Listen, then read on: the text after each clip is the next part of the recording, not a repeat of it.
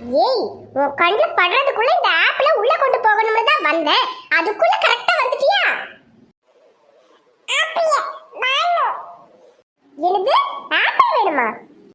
ஏய், உனக்கு ஆப்பிள் வேணும்னா உன் அம்மாட்ட போய் கேளு. இது எனக்காக காஷ்மீர்ல இருந்து ஸ்பெஷலா எக்ஸ்போர்ட் பண்ண ஆப்பிள். இந்த ஒரு ஆப்பிளுடைய விலையே 200 ரூபாய் வரும். தெரியுமா உனக்கு?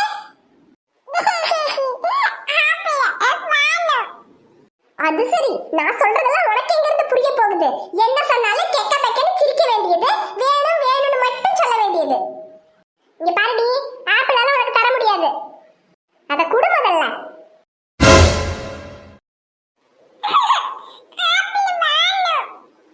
ஏய், வாய மூடு சொல்லிட்டேன்.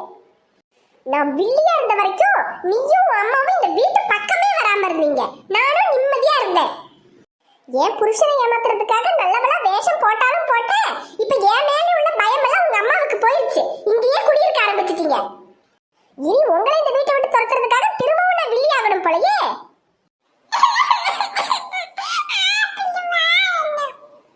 அடச்சி, வாய மூடு. நையி நையின்னுக்கிட்டு சும்மா எப்ப பார்த்தாலும் அது வேணும் இது வேணும்னுக்கிட்டு. நீ என்ன குழந்தையா இல்ல குட்டி பிசாசா?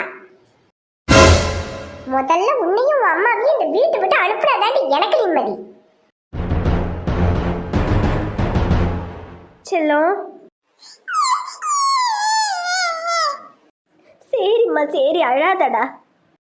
சே, இவன் நல்லவளா மாறிட்டான்னு நம்பி ரொம்ப சந்தோஷப்பட்டமே. நம்ம பொண்ணு ஸ்வேதா அப்பவே சொன்னா, இவ வெறும் விஷப்பாம்பு, இவ அவ்வளோ சீக்கிரம் மாறக்கூடியவ கிடையாதுன்னு. நான் தான் நம்பல. இவ குணம் ஒரு நாளும் மாறாது. ஆனா இந்த விஷயம் சின்ராசுக்கு தெரிய வேண்டாம். பாவம், அவ செவ்வந்தி நல்லவளா மாறிட்டா, தானும் அப்பாவாக போறோன்னு ரொம்ப சந்தோஷமா இருக்கான்.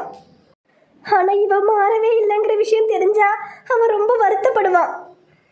பிறக்க போற குழந்தைக்காகவாவது சின்ராசும் செவ்வந்தியும் ஒன்னா இருக்கணும். அதுக்கு அவங்களுக்குள்ள எந்த பிரச்சனையும் வராம இருக்கணும். இனிமே இவகிட்ட நம்ம தான் பார்த்து கவனமா நடந்துக்கணும்.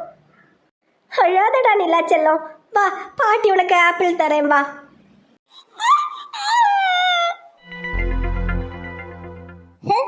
ஒண்ணுக்கு 2 மருமகளுக்கு வீட்டுல இருக்காளுங்கன்னு தான் பேரு.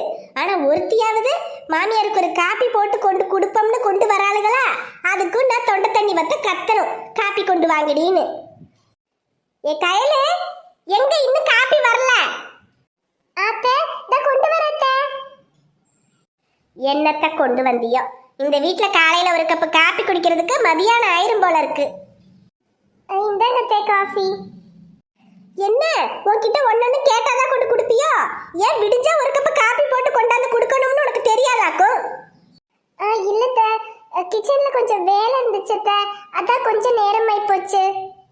இங்க பாரு, காலையில எந்திரிச்சதும் காப்பி தான் முதல்ல, மற்ற வேலையெல்லாம் அதுக்கப்புறமா செஞ்சா போதும்.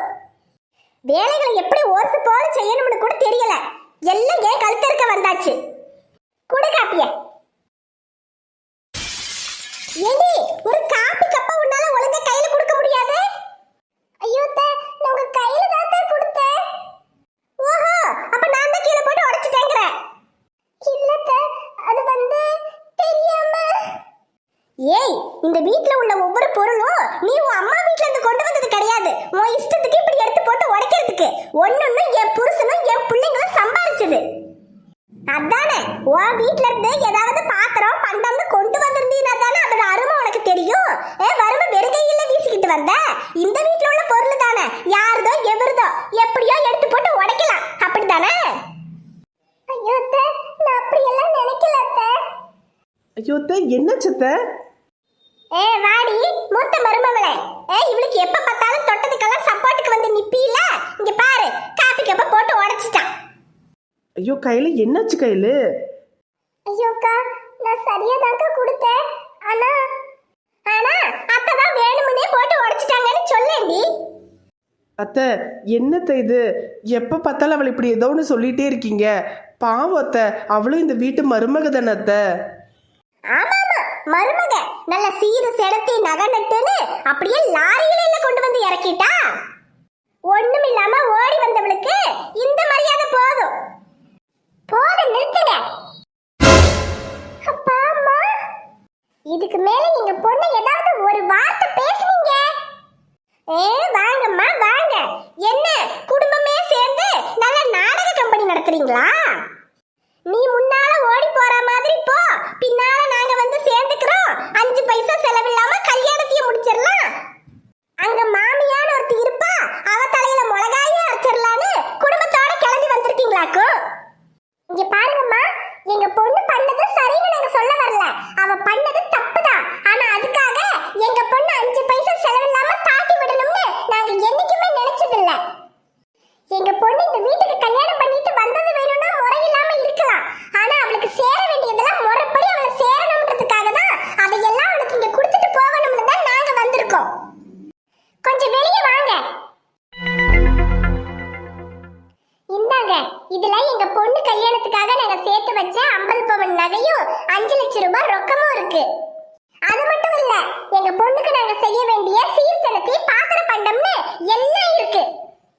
இங்க பாருங்கம்மா, இதுக்கப்புறமும் நீங்க எங்க பொண்ணு ஒண்ணுமில்லாம வெறுங்கையை வீசிக்கிட்டு வந்ததால ஒரு வார்த்தை ஏதாவது சொன்னீங்க, இப்ப இதெல்லாம் கொண்டு கொடுத்துட்டா அவ ஓடி வந்தது இல்லைன்னு ஆயிருமா? ஐயோ அத்தை, என்னடி? ஐயோ அத்தை, வாயை வச்சுக்கிட்டு கொஞ்சம் சும்மா இருங்க.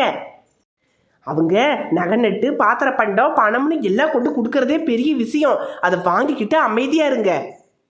அதை விட்டுட்டு இன்னும் ஏதாவது பிரச்சனை பண்ணீங்கன்னு வச்சுக்கோங்க, அப்புறம் வரதட்சணை கொடுமைன்னு உங்களை பிடிச்சி ஜெயில போட்டுருவாங்க. என்னடி வளர்ந்தவளே சொல்ற? ஐயோ ஆமத்தே, இதுல வேற நீங்க ஒன்றும் கொண்டு வரல, நகை நட்டை கொண்டு வரல, வெறுங்கையை வீசிக்கிட்டு வந்தேன்னு 4-5 தடவை சொல்லியிருக்கீங்க. ஒருவேளை அந்த பிள்ளைக்குன்னு அதை போன்ல எதுவும் ரெக்கார்ட் பண்ணியிருந்தான்னு வச்சுக்கோங்க, அதை போலீஸ் ஸ்டேஷன்ல கொடுத்தா உங்களை 7 வருஷம் உள்ள தள்ளிடுவாங்கத்தே. ஐயோ, இப்ப என்னடி செய்ய சொல்ற? இங்கே பாருங்கத்தே, கல்யாணம் எப்படி நடந்திருந்தாலும் உங்களுக்கு வர வேண்டிய சீரு பணம் நகை நட்டுன்னு எல்லாமே வந்துருச்சு. வந்த வரைக்கும் லாபம்னு எல்லாத்தையும் வாங்கிக்கிட்டு இதுக்கப்புறம் கொஞ்சம் அமைதியாக இருங்க. அதை விட்டுட்டு திரும்ப இவங்க கிட்ட எதுவும் பிரச்சனை பண்ண நின்னீங்கன்னு வச்சுக்கோங்க, அப்புறம் 7 வருஷம் ஜெயிலு தான் களிதான். ஐயோ வேண்டாம் வேண்டாம். இங்க பாருங்க, இவகிட்ட நான் எதுவும் கொண்டு வரல அப்படி இப்படின்னு சொன்னதெல்லாம் எனக்கு இந்த நகை நட்டு பாத்திர பண்டம் எல்லாம் வேணுங்கிறதுக்காக கிடையாது. ஊர்ல உள்ளவங்க இவளை ஏதோ ஓடி வந்தவ ஒண்ணு கொண்டு வரலன்னு சொல்லிடக்கூடாதுன்றதுக்காக தான். அதான் இப்ப எல்லாம் கொண்டு வந்து கொடுத்துட்டீங்களே, இதுக்கப்புறம் யாரும் எதுவும் சொல்ல மாட்டாங்க. என்ன இருந்தாலும் அவ எங்க வீட்டு மருமக, அவளை நாங்க பாத்துக்கிறோம். என்னடி இப்ப சரிதானே? சூப்பரத்தை, இதையே மெயின்டைன் பண்ணுங்க. அம்மா, எங்க நீங்க என் கூட கடைசி வரைக்கும் பேசவே மாட்டீங்களோன்னு நினைச்சிட்டேன்.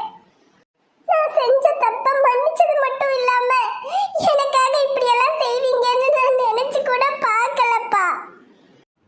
என்னம்மா அது, நீ இப்படி ஒரு தப்ப பண்ணிட்டேன்றதுக்காக நீ எங்க பொண்ணு இல்லைன்னு ஆயிருமா? நீ இப்படி பண்ணதுனால எங்களுக்கு கோவம் இருந்தது உண்மைதான். ஆனா அதுக்காக உன்னை அப்படியே வெறுத்து ஒதுக்கிடுவோமாம்மா நாங்க. ஆமாம்மா கையில, ஒரு வகையில நீ இப்படி பண்ணதுக்கு நாங்களும் தான் காரணம். உனக்கு பிடிக்காத கல்யாணத்தை ஏற்பாடு பண்ணதுனால தானே நீ இப்படி எல்லாம் பண்ண. நாங்க கொஞ்சம் யோசிச்சு பொறுமையா இருந்திருந்தா நீயும் இப்படி எல்லாம் பண்ணியிருந்திருக்க மாட்ட. உன் மனசை புரிஞ்சுக்காம நடந்துகிட்டதுக்கு எங்களை மன்னிச்சிடுமா. ஐயோ என்னம்மா நீங்க என்கிட்ட போய் மன்னிப்பு கேட்டுக்கிட்டு நான் தான் உங்க 2 பேர்கிட்டயும் மன்னிப்பு கேட்கணும். என் மேல இவ்ளோ பாசம் வச்சிருக்கீங்க, நான் தப்பு பண்ணிருந்தும் கூட எனக்காக வந்து நிக்கிறீங்க.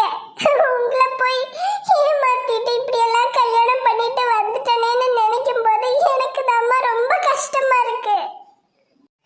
சரி விடுமா கையில, கவலைப்படாத, நடந்ததெல்லாம் நடந்துருச்சு. இனி அதையே நினைச்சுக்கிட்டு என்ன ஆக போகுது? என்ன இருந்தாலும் இதுக்கப்புறம் இதுதான் உன் குடும்பம், உன் வாழ்க்கைன்னு ஆயிடுச்சு. உன் மாமியார் கிட்ட கொஞ்சம் கவனமா பார்த்து பொறுமையா நடந்துக்கம்மா. அம்மா, அதெல்லாம் எனக்கு ஒரு பெரிய பிரச்சனையே இல்லம்மா, அதையெல்லாம் நான் பாத்துக்கிறேம்மா. எனக்கு இருந்த பெரிய கவலையே உங்க 2 பேரையும் நினைச்சுதான். ஆனா இப்ப நீங்க 2 பேரே என்ன மன்னிச்சு ஏத்துக்கிட்டீங்க. இதுக்கப்புறம் எனக்கு எந்த கவலையும் இல்ல. இந்த வீட்ல எல்லாத்தையும் நான் பாத்துக்கிறேம்மா. சரிம்மா கையில, அப்புறம் பிரச்சனை எல்லாம் தான் இப்போ முடிஞ்சிருச்சு. இதுக்கப்புறம் நடக்க வேண்டிய காரியத்தையெல்லாம் கொஞ்சம் முறைப்படி பண்ணணும் இல்லையா? அதனால நாளைக்கு மாப்பிள்ளை இருக்கும்போது நாங்கள் வந்து உன்னையும் மாப்பிள்ளையும் மறு வீட்டுக்கு கூட்டிட்டு போகலான்னு இருக்கோம்மா. சரிம்மா.